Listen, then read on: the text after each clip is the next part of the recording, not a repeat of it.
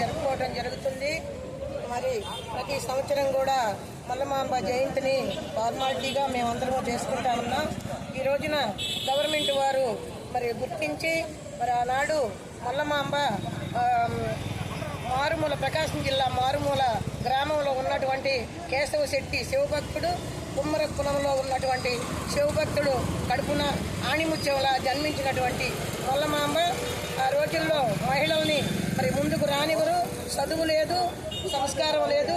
అలాంటప్పుడు మరి ఎవరు చదువు లేకుండా ఇట్లా బయటికి రాకుండా అందరినీ కూడా మరి కట్టుబాటు చేస్తున్నారని చెప్పి మల్లమాంబ చిన్న వయసు నుంచే వాళ్ళని ఎదిరించి బయటకు వచ్చి చదువుకొని మరి అందరికీ చదువు నేర్పి ఆ విధంగా ఎంతమంది ఎన్ని మాటలు ఆడపిల్లను బయటికి పంపిస్తున్నారని, ఆమె మంచిది కాదని ఎన్నన్నా కానీ తండ్రి శివభక్తుడైతే ఆమె శ్రీరామచంద్ర భక్తురాలుగా ఆమె ఎప్పుడు రోజు గుడికి వెళ్తూ ఉండేది. ఆమె మనసులో రాముల వారు మరి మనసులోకి వెళ్ళి మరి ఏమనిపించిందో మరి సంస్కృతంలో వాల్మీకి సంస్కృతంలో రాసినటువంటి రామాయణాన్ని తెలుగులో 5 రోజుల్లో రచయించినటువంటి కుమ్మర కులంలో పుట్టినటువంటి ఆణిముత్యం మరి మల్లమాంబ గారు. ఇలాంటి మల్లమాంబ ఆ విధంగా 5 రోజుల్లో తెలుగులో రచించిందని చెప్పి ప్రపంచమంతా కూడా ఆమెను కొనియాడారు. ఈ రోజున ఆమెని మెచ్చి మరి ప్రభుత్వం వారు కూడా పండుగలా జరుపుకోవడం అనేది తెలుగుదేశం ప్రభుత్వం వాళ్ళకి ఎంతో రుణపడి ఉన్నా అభినందనలు తెలియజేసుకుంటున్నాము. ఈ రోజున మరి అందరూ కూడా మరి ఎమ్మెల్యే గారు మాలకొండయ్య గారు ఆధ్వర్యంలో ఈ రోజున పండుగలా జరుపుకోమని మరి ఆయనకి రావడానికి వీలు కాకపోయినప్పటికీ కూడా మరి వారి అనుసరణ కానివ్వండి, మరి వాళ్ళ కూటమిలో ఉన్నటువంటి బీజేపీ నాయకులు కానివ్వండి, జిల్లా నాయకులు, మరి ఇక్కడ నాయకులు, జనసేన జిల్లా నాయకులు, మరి నియోజకవర్గ నాయకులు అందరూ కూడా కలిసి వచ్చి ప్రతి సంవత్సరం కంటే కూడా ఈ సంవత్సరం కూటమి వాళ్ళందరూ రావటాన చాలా సంతోషంగా ఉంది. అందరికీ అభినందనలు తెలియజేసుకుంటూ, ప్రభుత్వం వారికి అభినందనలు తెలియజేసుకుంటూ జై మల్లమాంబ. పునర్చేసుకుంటూ ఉంటాడు. అతను ఒక శివభక్తుడు, సాయకుడు. అతను అయితే చిన్నతనంలోనే కవిత్వం చెప్పడము, వాస్తు కవిత్వం మన ధైర్యంగా చెప్తూ ఉండేది. ఆ టైంలో ఆమెకి ఒక రకమైన భావన కలిగి అడవుల్లో తపస్సు తర్వాత ఈ రామాయణం మొదలుపెట్టింది. ఫస్ట్ వాక్యమే ఏముంటుందంటే, ఆ శ్రీరామచంద్రుడికి చెప్పగా నేను చెప్పేదాన్ని అని చెప్పేసి స్టార్ట్ చేసి చెప్పింది.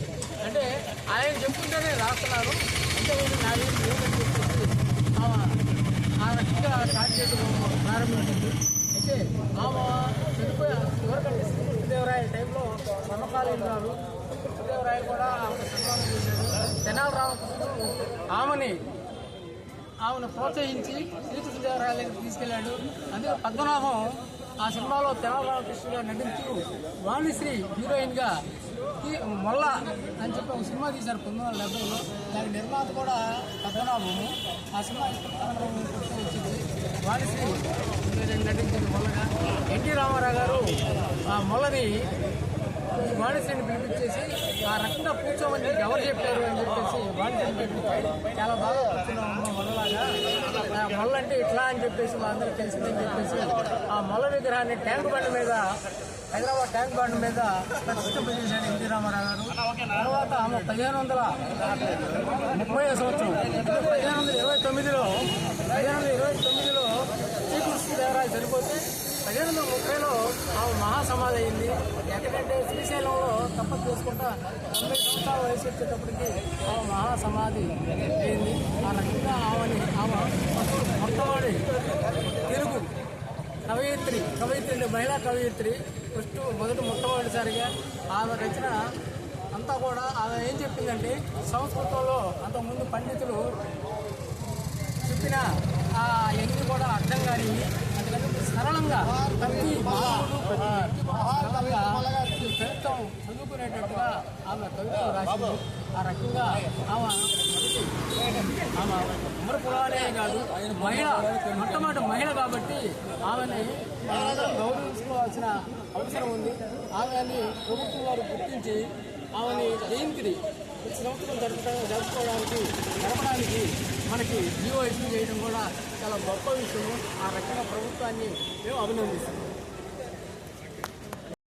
ఓబీసీ మోర్చా రాష్ట్ర అధ్యక్షులు పొంగల గోపి శ్రీనివాస్ గారి నాయకత్వంలో భారతీయ జనతా పార్టీ బీజేపీ రాష్ట్ర అధ్యక్షులు పివిఎన్ మాధవ్ గారి ఆదేశాలతో మరి కవయిత్రి మల్లమాంబ గారి జయంతి వేడుకలు రాష్ట్ర వ్యాప్తంగా అన్ని జిల్లాలలో నియోజకవర్గాల వారీగా కూడా ఆమె యొక్క జయంతి వేడుకల కార్యక్రమాలు జరుగుతూ ఉన్నాయి.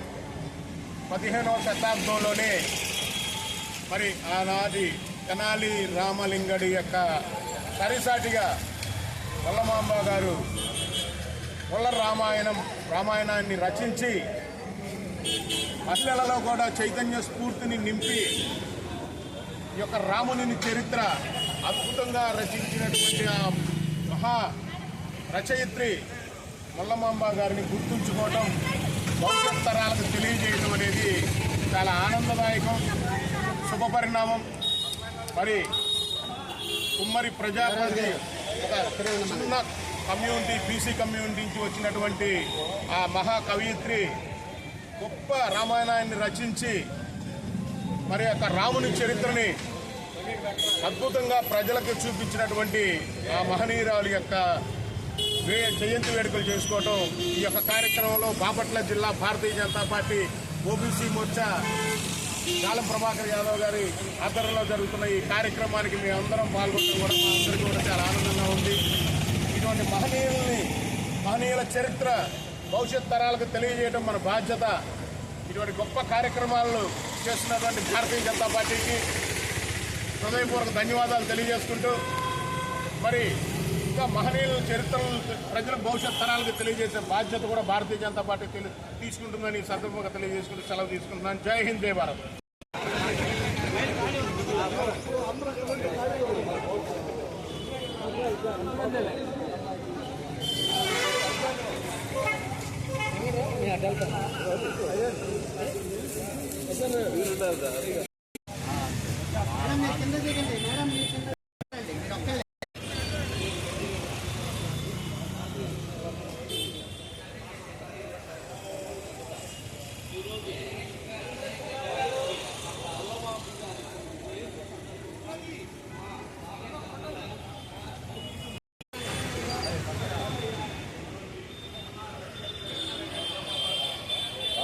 ఇంకా అందకపోతే ఆ బొమ్మ ఎక్కువ పట్టుకోవచ్చు.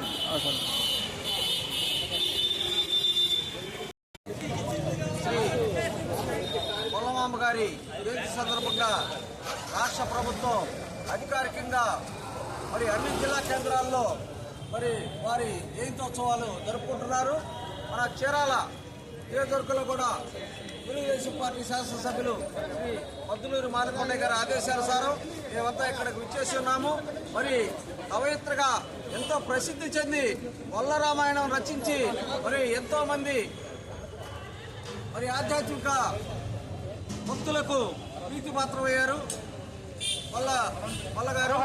కాబట్టి వారి జయంతిని పురస్కరించుకొని అందరూ కూడా సాహిత్యాభిలాష పెంపొందించుకోవాలి. మరి నేను అన్ని కూడా సాంకేతిక విద్యలుగా ఉండి మరి ఈ తెలుగు సాహిత్యాన్ని మర్చిపోయే రోజులు వస్తున్నాయి. కాబట్టి అందరూ కూడా తెలుగు సాహిత్యం మీద అందరూ కూడా అంతరించితో ఉండి తెలుగు భాషను గౌరవించుకుంటూ మరి ఆనాటి కాలంలోనే 14వ శతాబ్దంలోనే ఆమె మల్ల రామాయణం రచించిందంటే మరి ఎంత గొప్ప విషయం చూడండి. ఆమెకి భగవంతుడు ఆహ్వానించడం, ఆమె ద్వారా మరి మల్ల రామాయణాన్ని రచింపజేసుకోవడం, వారి జన్మ ఈ రోజు కూడా ఆమె గురించి చెప్పుకుంటున్నామంటే మరి ఆ ఖ్యాతి గడించిన అమ్మగారికి ధన్యవాదాలు తెలుపుకుంటూ సెలవు తీసుకుంటాం.